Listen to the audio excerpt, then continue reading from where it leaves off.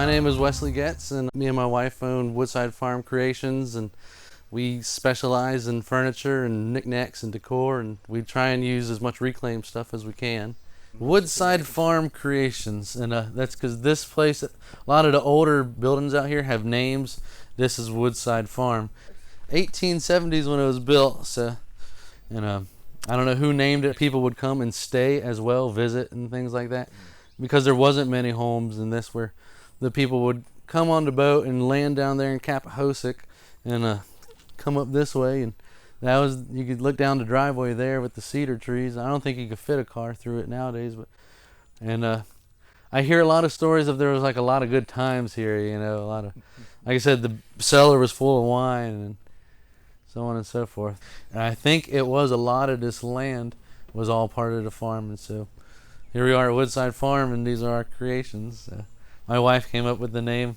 I probably would have just named it after myself or something simple, you know, but that's how it goes. I started using pallets because they were available and, you know, free pretty much. And when you clean them up, there's a lot of nice wood there. And making small things like shelves and just little knick-knack holders. And other people took interest in what we made, and so we made things for friends, and it just ballooned from there. And now it keeps me busy.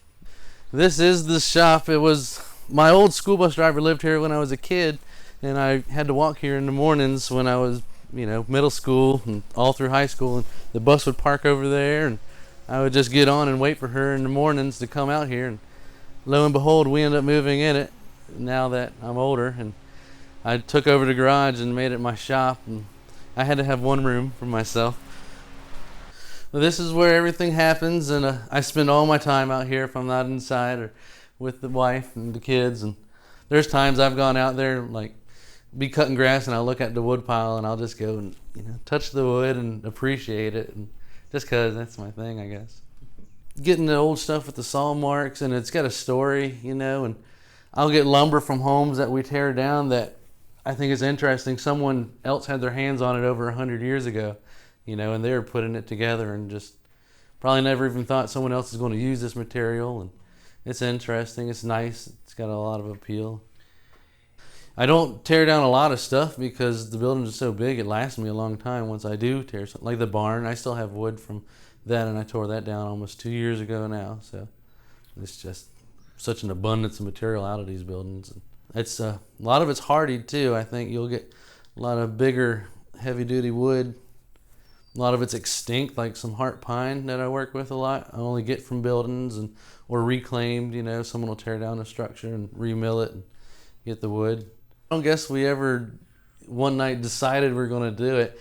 It just started rolling into that, and we have orders and things, and so we have to take it more seriously because people are counting on us to deliver a product and, you know, see what we can make of it. I can't do hardwood floors another 10 years, I don't think. That's my day job, so just the bending over and stuff. I've done that since '96, so I've had enough of it. I grew up maybe a quarter mile in that direction. You can almost see the house when we step outside. So.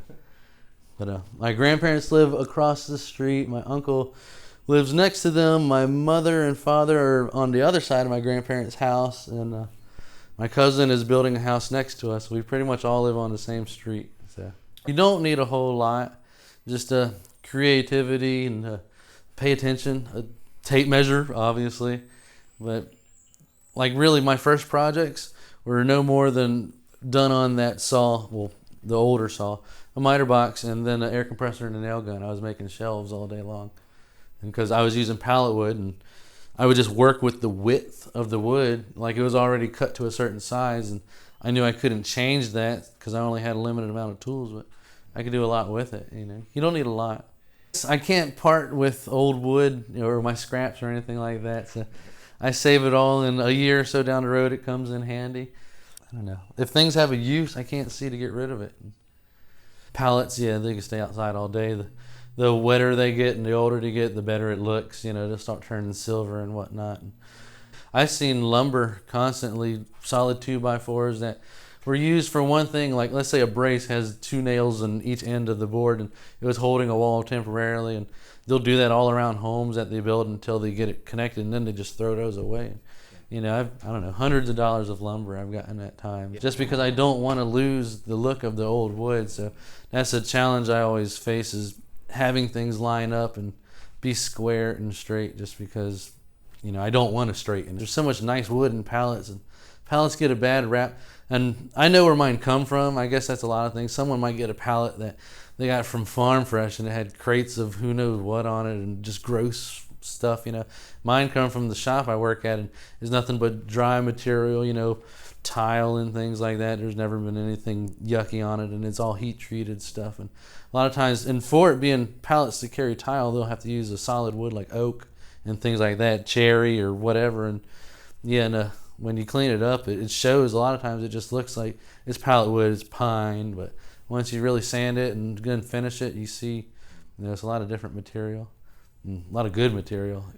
The little hollow I drove through, just maybe a half mile down. Yeah, a little curvy area. That's a beautiful. There used to be a mill when you leave out. You can't really see it because it's the summertime now and all the leaves and everything, but there's a brick foundation there from an old mill back in the day, and there was a lot of mills around here. I guess it was not popular, but out of necessity, there's a few here and there. Mm-hmm. This is a big piece of walnut someone had milled, and it'll be a mantle one day, but that's massive and just neat. And the rest of this is just old, heart pine beams, and they're about 13 or so foot long, 13 to 14 foot long, and they weren't hand hewn, they were milled, but they were all put together with pegs and things like that. And then I got the joist out of the barn, and the pallet wood too. I couldn't see throwing it away because it's wood. I'm not at the point to where I can call my boss and give him my 2 weeks notice, because I'd really be having to beat the bushes to find work. And I'm sure I could, but that's a risk I'm not trying to take right now. But we'll get a little more comfortable, and I don't expect it to be overnight. So one day I would like to just have my own storefront, and that's another thing, trying to get involved with all the communities around, the businesses around the community, because they're all friends and they all know what places are coming available and who to deal with for good prices. And I like to just, if we can, I want to get to where I'm too big to fit here anymore, and have a shop somewhere else and a building that I can use as a storefront. And I'm getting close to outgrowing this, but not quite yet. So these logs here are walnut, but they're just massive, and I'm trying to find a mill, someone that does it mobily and will come out here and mill it, because I know people do have mobile mills and whatnot. There's another great big piece, and there'll be tabletops and things like that. And it's got a real pretty, just kind of like a chocolate brown color once it's all finished up. And it's beautiful. And to find it that big, I don't like the round looking top. Some people do, but I'm going for size. So I'm going to slice it like that, and then I can put the pieces end to end, and make a 6 foot long table or so, something, then 3 foot across. And still keep the live edge. I'll get rid of the bark, everywhere I cut the slabs, but it'll still have, the flow of the original tree. Can't seem to part with anything, waste not, want not. And I don't know, it's just practical. It makes sense, Don't throw things away that you don't need to,